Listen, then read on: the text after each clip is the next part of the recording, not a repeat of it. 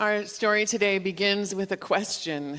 Jesus and his disciples have traveled north to Caesarea Philippi.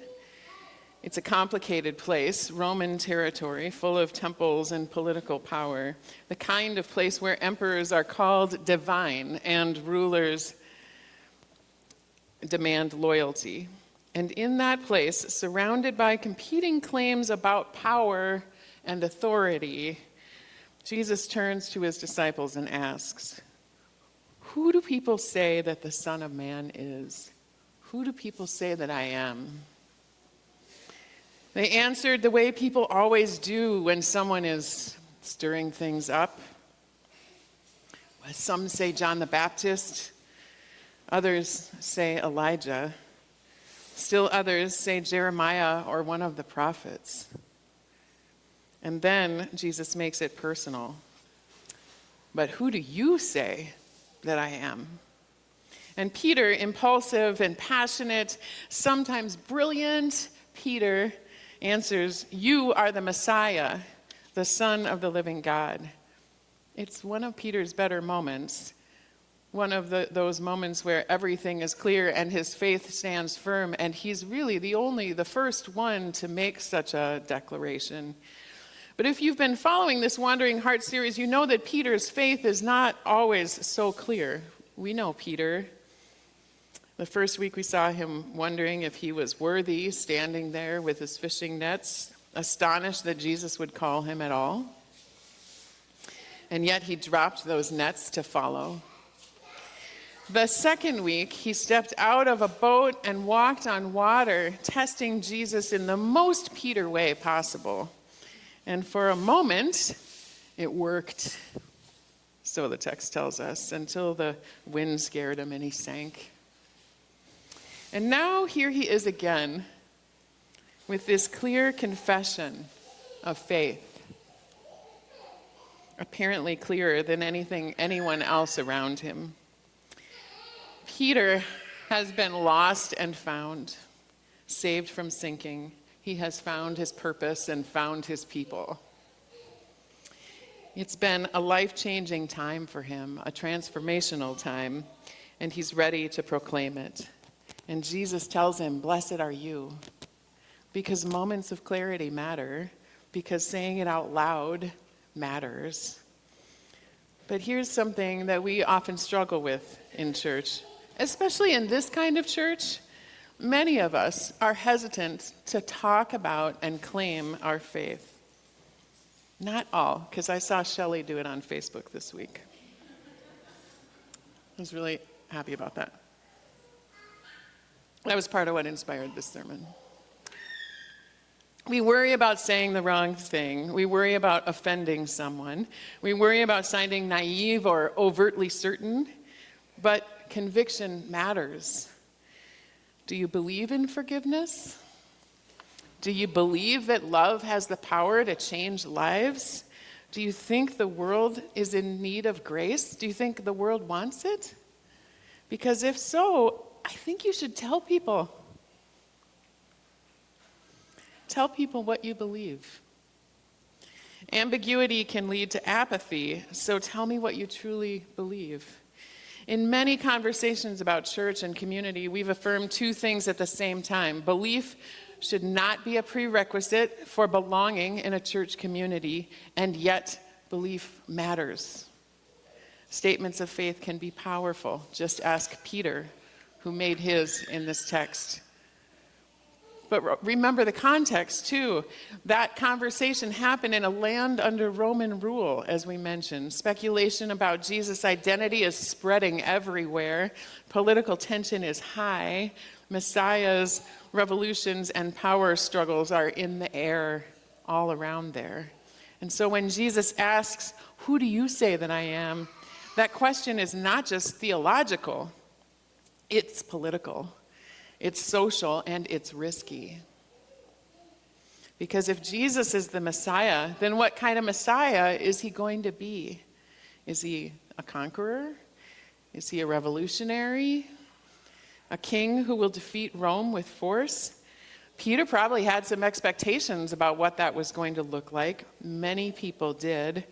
many people still do. There are plenty of people being loud about their faith in these days. With convictions, they are telling soldiers they are going to war with Iran because Jesus has appointed leaders to light some kind of holy beacon. That is like a real thing that is being said right now by people who are claiming the same faith as ours. I do not believe that. Jesus did not call anyone to light a beacon for war. I guess I cannot speak to what Jesus might have said or done to anoint anyone other than myself. But today I'm going to tell you what I believe. I do not believe that Jesus Christ, the Prince of Peace, anoints anyone for war. I don't believe Jesus calls us to hate. I don't believe Jesus blesses violence in his name. I believe that we have a God of love. When Jesus asked that question, who do you say that I am? We all have to answer somehow. And there are very different answers out in our land in these days. For me, I understand that Jesus is the best metaphor for God that we have. And a metaphor is something that helps us to understand something too mysterious for our words. God is beyond description. But in Jesus, we see what God looks like in human life the best we can, which looked like healing the sick, welcoming the outcast, eating with sinners, forgiving enemies, love in action. And even Peter, who had a front row seat to Jesus' life, didn't fully understand him. He'll build the people around him and the faith that we have around Peter anyway, and also Mary. But that's less known. As one person put it, Peter saw Jesus work and heard his words, but he still wasn't privy to the complete unveiling of God's nature. And somehow that feels like good news to me, because God patiently continues to accompany us as we seek and find God again and again in all kinds of ways. That is good news to me because it means our faith can grow. We can misunderstand sometimes, we can get things wrong, and we can sink like Peter did, but God keeps lifting us up. The question is still there, though. Who do you say that I am? Imagine rewriting this scene for today. Jesus asked, who do people say that I am? And some say you anointed someone to start a war. Some say that you hurt certain kinds of people or hate certain kinds of people. Some say you belong to one political party or another, or are for one country and not another. But then Jesus turns and asks again, but who do you say that I am?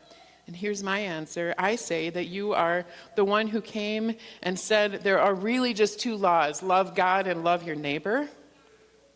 The rest is commentary. You staked your life on that claim. You lived and you died and you rose again on that claim. So I should have the guts to say it in public. And we will. This Palm Sunday, there is an event that's being planned by Isaiah and other people, which is an organization all around the country in at least 10 different states, to come together for a worship service, a Palm Sunday procession, and a worship service that will happen on the lawn of the Capitol. We'll worship there together. We'll worship here first, and then have tamales. This is like the 29th of this month. Probably tamales. Because then I'll order a whole bunch more, and you can buy some to take home. And then we'll take our banner that says Spirit Garage and hopefully wear our All Means All shirts, if you have one, to University and Dale and join thousands of other Christians walking to the Capitol. It will be a worship service in the public square, not to shout about power, not to call for war, but to witness to the simple gospel that Jesus preached, to love God and to love your neighbor. Because that's the gospel according to Jesus Christ and also the gospel according to Minneapolis.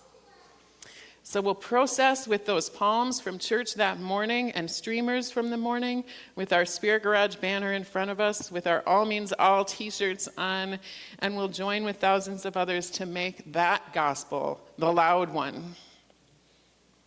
Because if we aren't loud about that, then the other voices that are not preaching that gospel will win for a time. They won't win for always, because God has this. But it will win for a time, and I don't want to live in that world. Peter's faith wavered. He doubted and he sank. He misunderstood Jesus again and again, but every once in a while, Peter got it right. Exactly right. You are the Messiah, the Son of the living God. Maybe faith looks like that for us too. Moments of doubt and moments of wandering, and every once in a while, a moment of courage when we can answer Jesus' question, who do you say that I am? And when people speak the truth that they believe, when they speak of the forgiveness, the grace, and the love, about how we're to love God and love our neighbors, it can create a ripple effect that can change the world. That's what we'll try to be a part of. Amen.